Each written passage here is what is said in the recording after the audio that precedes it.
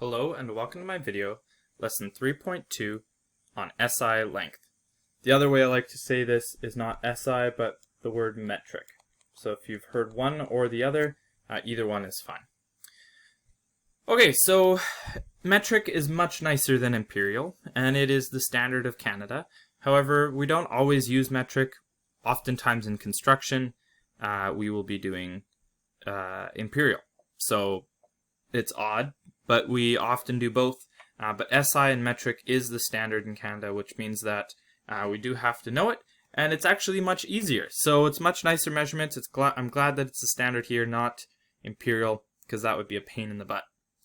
Okay, so adding SI length. So if we have perimeter, that would be a really good example of how you could add SI length. So here we have 3 and here we have 6. So all we would do here to add the perimeter is to realize that our missing sides are 3 and 6, and then you just have to add up all sides together. So we have 6 plus 3 plus 6 plus 3, and together we get 18. Importantly, we need to have units, so let's have centimeters here. Alright, so let's move on to the next question here. So we have another weird looking shape. This is much stranger than the last.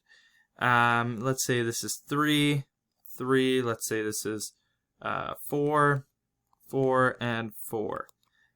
All you would do again is to add to get the perimeter. So 4 plus 4 plus 4 plus 3 plus 3. So 12 plus 6, 18. Haha, look at that. Amazing. It's 18 again. Interesting how that happens. But this time it's meters, because I just arbitrarily decided meters. Okay. The only other question would be unit conversion. So looking here at the top, we're looking at unit conversion.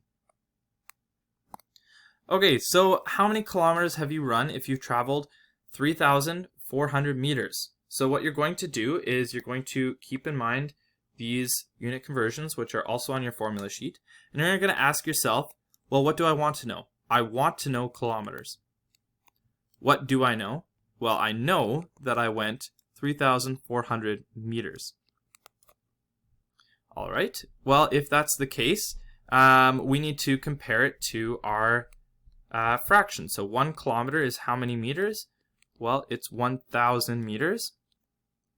So if we take our 3,400 and move it to the top, then we can find that x is equal to 3,400 meters divided by 1,000, which is 3.4 kilometers. And that's really all there is to it.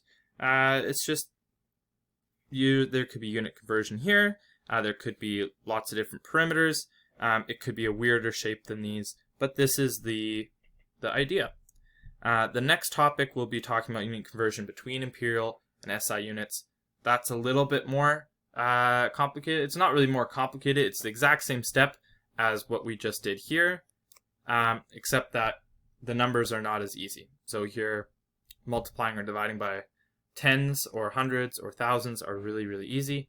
Yeah, I hope this video helps you understand SI or metric length better.